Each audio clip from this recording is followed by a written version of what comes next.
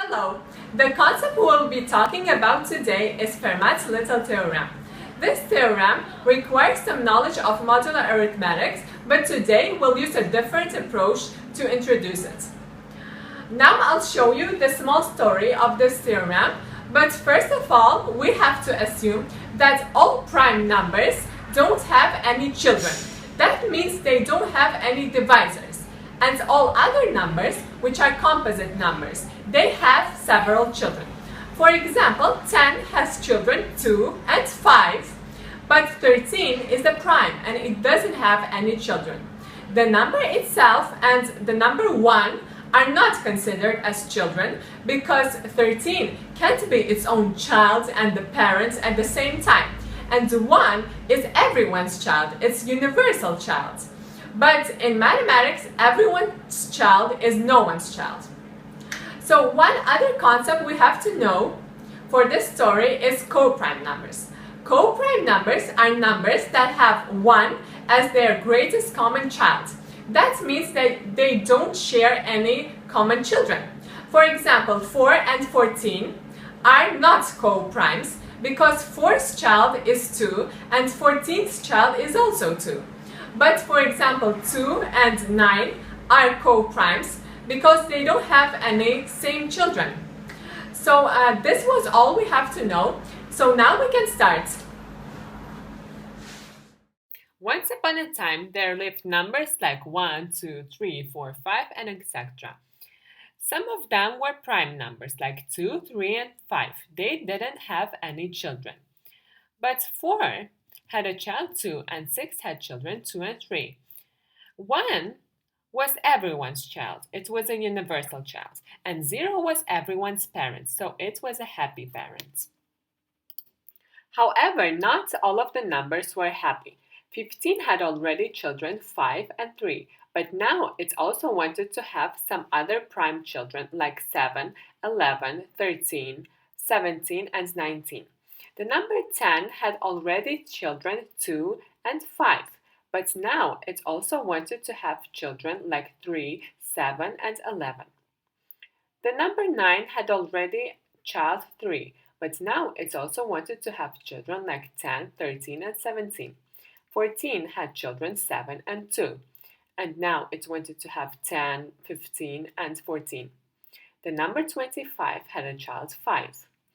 But now it also wanted to have 17, 22, 19, and 26. All of the numbers wanted to have more children now. Especially they wanted some prime children. There was also a king living in the kingdom of numbers. His name was Pierre de Fermat. He found out that his numbers are having a problem and he wanted to help them. As he was a king, he wanted his numbers to be happy. So he thought of possible solutions.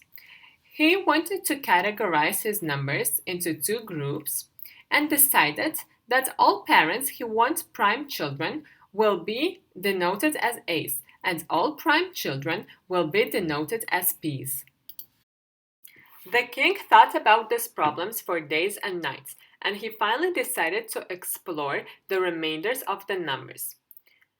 For example, if he would divide A by P, he would get a remainder of R which had to be smaller than P, and that could be 1, 2, 3, and up to P minus 1. For example, 8 divided by 7 would give a remainder of 1. 8 divided by 8 would give a remainder of 0. 10 divided by 7 would give a remainder of 3, and so on. 13 divided by 7 would give a remainder of 6, which is actually P minus 1. So he decided to check if 8 times 8 divided by 7 would give the same remainder as 8 divided by 7. And yes, it gave a remainder of 1 again. So 8 divided by 7, which is mod 7, would give a remainder of 1. 9 would give a remainder of 2. 13 would give a remainder of 6, and so on. So Pierre de Fermat finally concluded that when A is divided by P, it could give remainders of 1, 2, 3, 4, and all up to p minus 1. So the remainders could be all positive integers up to p minus 1. That would be the same as multiplying them by a. So the king decided to multiply this set of numbers, and that would give him the remainders of 1, 2, 3, and up to p minus 1 when divided by p. He then wrote this all in a different form and could simplify this because a and p were co-primes. He finally understood that a to the power of p minus 1 would give a remainder of 1 when divided by p. In other words, a to the power of p minus 1 would give a remainder of 0 when divided by p. He checked this by taking 15 as a and 7 as p, and it really gave a remainder of 0. King Fermat was very happy to introduce his solution to his numbers. So he told that if a's want to have prime children, they will have to transform themselves according to this simple strategy. For example, if 15 wanted to have a prime child, it would have to get a power of p minus 1 and subtract 1 from itself. If 7 wanted to have a child 3, it had to get a power of 2 and subtract 1 from itself. All other numbers, which were co-primes with the prime children they wanted to have, could use this simple strategy in order to get prime children. Finally, all numbers were very happy because they could have prime children and were very thankful to King Fermat. The king was very happy because now his numbers could transform themselves and have prime children. A number would have to have a power of p minus 1 and subtract 1 from itself in order to have a child of p. In other words, a to the power of p minus 1 would leave a remainder of 0 when divided by p. So this was Fermat's magic theorem. So this was the little story of Fermat's little theorem. This theorem is the primary result of fundamental number theory.